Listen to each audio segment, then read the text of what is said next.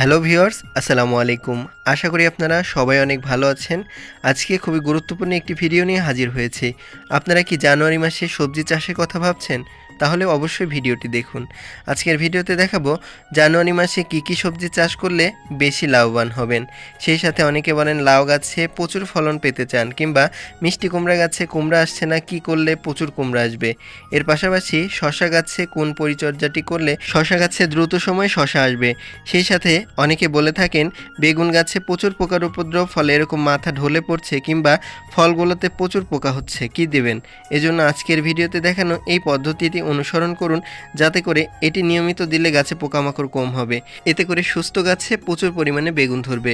আপনারা যারা পানিতে সবজি চাষ করতে চান টবের মধ্যে, তারা এই পদ্ধতি অর্থাৎ হাইড্রোপনিক পদ্ধতি ব্যবহার করতে পারেন। এই বিষয়ে বিস্তারিত আলোচনা করব, তাই পুরো ভিডিওটি দেখতে হবে। চলুন দেরি না করে শুরু করা যাক। শুরুতেই রয়েছে লাউ চাষ। আপনারা ডিসেম্বর মাসের শেষের দিকে কিংবা জানুয়ারি মাসের শুরুতে লাউ চাষ আরম্ভ করে দিতে পারেন। অনেকে বলেন লাউ গাছে পোকা হয়, কি দেবেন। বাজার থেকে নিম অয়েল কিনে নিয়ে আসুন। এবার 1 চামচ পরিমাণ নিম অয়েল নিয়ে নিন। 1 লিটার দ্রবণের জন্য 1 চামচ পরিমাণ হ্যান্ড ওয়াশ একটি বোতলে নিয়ে নিন। এবার 1 চামচ নিম অয়েল ঢেলে সুন্দর করে 1 লিটার দ্রবণ তৈরি করে গাছে স্প্রে করলে পোকামাকড় একেবারে হবে না, গ্যারান্টি দিলাম। এছাড়াও শশা গাছে প্রচুর ফলনের ক্ষেত্রে আপনারা এই সময় অর্থাৎ ডিসেম্বরের শেষের দিকে অবশ্যই শশা গাছের এই কাজটি করবেন। সেটি হলো শশা গাছের গিটে যখন শশা আসে, তখন এর পাশ দিয়ে ছোট ছোট শাখা বের হয়। আপনারা সেই শাখাগুলোকে অবশ্যই ভেঙে দেবেন বা কেটে দেবেন। এতে করে উপরের দিকে শশা গাছে প্রচুর নতুন শাখা বের হবে। এতে করে কিন্তু গাছে প্রচুর পরিমাণে শশা আসবে। তার বাস্তব উদাহরণ দেখিয়ে দিলাম। এই যে দেখতে পাচ্ছেন, ঠিক এরকম প্রচুর শশা ধরবে। এবার আসছে বরবটি চাষ। আপনারা দেরি না করে ডিসেম্বরের শেষে কিংবা জানুয়ারি মাসের শুরুতেই বরবটি চাষ আরম্ভ করে দিতে পারেন। এটি খুবই লাভজনক এবং এটি এখন চাষ করলে কিন্তু প্রচুর পরিমাণে ফলন পাওয়া যায়, কেননা বরবটি মূলত শীতকালীন সবজি। তাই অবশ্যই দেরি না করে এখনই বরবটির বীজ বপন করে দিতে পারেন, কিংবা যারা বপন করেছেন তারা এখনই মাচা দিয়ে দিন। দেখবেন কত দ্রুত বৃদ্ধি পাচ্ছে এবং দ্রুত গাছে বরবটি আসছে। এজন্য কলার খোসা ভেজানো পানি গাছের গোড়ায় দিয়ে দিতে হবে। এবার আসছে টমেটো চাষ। আপনারা জানেন টমেটো চাষ বাংলাদেশে খুবই জনপ্রিয়, বিশেষ করে বর্তমানে বাহুবলী টমেটোর জাতটি খুবই ভালো। অনেকে বলেন টমেটো গাছ বাড়ছে না, কিংবা ছোট কয়েকটি টমেটো আসার পর আর নতুন শাখা বের হচ্ছে না। তারা অবশ্যই এই কাজটি করবেন। টমেটো গাছ একটু বাড়তে শুরু করলে নিচের যে বয়স্ক পাতা রয়েছে সেগুলোকে অবশ্যই ঠিক এভাবে ছেটে দিতে হবে। এতে করে আলো বাতাস ভালো পাবে, প্রচুর টমেটো হবে। এর পাশাপাশি এটি দিন। এজন্য শুরুতে একটি পাত্রে কিছু পরিমাণ ডিমের খোসা নিয়ে নিতে হবে। আপনারা অনেকে এই ডিমের খোসা ফেলে দেন, না, এটি আজ থেকে না ফেলে এভাবে অর্গানিক সার তৈরি করে দিতে পারেন। এক্ষেত্রে ডিমের খোসা খুব ভালো একটি অপশন হতে পারে। এবার সুন্দর করে এরকম পিষে নিতে হবে, এরকম স্বাভাবিকভাবে পিষে নেবেন। এর সাথে কিছু পরিমাণ মুরগির বিষটা মিশিয়ে নিন, পারলে কম্পোস্টও মিশিয়ে নিতে পারেন। এবার এটি তৈরি, এটি গাছের গোড়ায় দিয়ে দিতে হবে।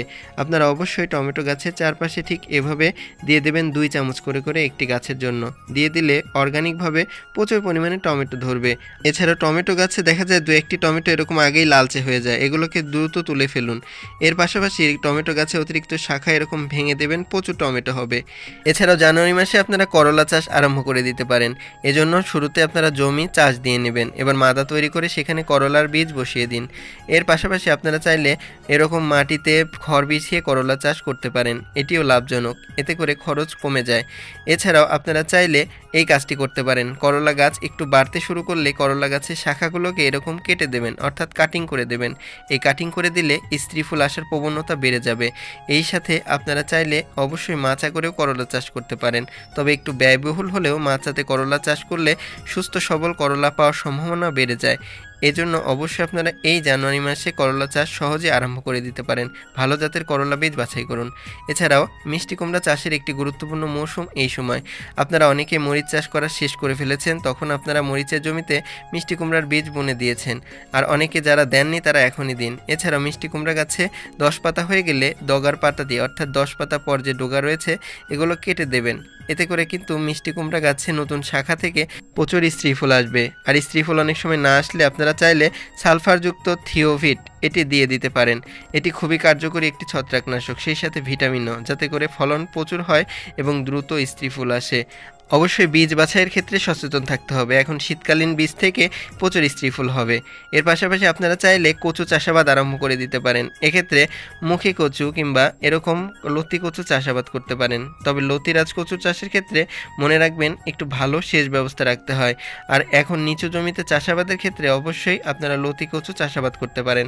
অল্প সার এবং পরিশ্রমে প্রচুর পরিমাণে ফলন পাওয়া যায়। এছাড়াও জানুয়ারি মাসে শিম চাষ আরম্ভ করতে পারেন, অর্থাৎ শিমের চারা সংগ্রহ করে নিয়ে আসুন নার্সারি থেকে বা পাশের কোনো প্রতিবেশীর বাগান থেকে। সেটি সংগ্রহ করে নিয়ে এসে লাগিয়ে দিন, দেখবেন দ্রুত শিম গাছ বাড়ছে এবং শিম গাছে প্রচুর ফুল আসছে। ফুল না এলে অবশ্যই এই চ্যানেলে একটি ভিডিও রয়েছে, দেখে আসতে পারেন। শিম গাছে সঠিক পরিচর্যা করলে প্রচুর পরিমাণে শিম হয়। এক্ষেত্রে হাইব্রিড জাতের শিম বাছাই করুন। হাতিকান শিমের জাতটিও বেশ ভালো। এছাড়াও মরিচ চাষের সারা মৌসুমে চাষাবাদ করা যায়। আপনারা জানুয়ারি মাসে মরিচ চাষ আরম্ভ করে দিতে পারেন। বিশেষ করে হাইব্রিড জাতের মরিচ বেশ ভালো লাভজনক, কেননা দ্রুত সময়ে প্রচুর পরিমাণে মরিচ ধরে। আর মরিচ চাষের ক্ষেত্রে অবশ্যই পাতা কোঁকড়ানোর রোগ দূর করার জন্য চেষ্টা করুন হালকা একটু ডিটারজেন্ট পাউডার, অর্থাৎ 1 চামচ ডিটারজেন্ট পাউডার 1 লিটার পানিতে মিশিয়ে স্প্রে করে দিন, দেখবেন পোকামাকড় বা পাতা কোঁকড়ানো কোনোটাই হচ্ছে না। এর পাশাপাশি আপনারা চাইলে জানুয়ারি মাসে বেগুন চাষ আরম্ভ করে দিতে পারেন।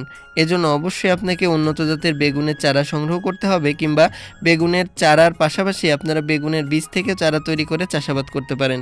এক্ষেত্রে অবশ্যই ভালো জাত যেমন মল্লিকা হাজারিকা কিংবা পার্পল কিং। বাংলাদেশে পার্পল কিং বেশি পাওয়া যায়, এটিও চাষাবাদ করতে পারেন, বেশ লাভজনক।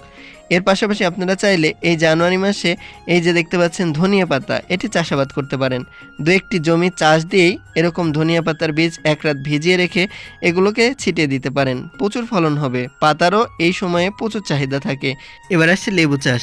আপনারা চাইলে লেবু গাছ যারা লাগিয়েছেন বা যাদের বাড়িতে লেবু গাছ রয়েছে তারা অবশ্যই এক্সট্রা পরিচর্যা নেবেন। কি করবেন চলুন দেখি। লেবু গাছের গোড়ায় একটু মাটি বেশি করে দিন।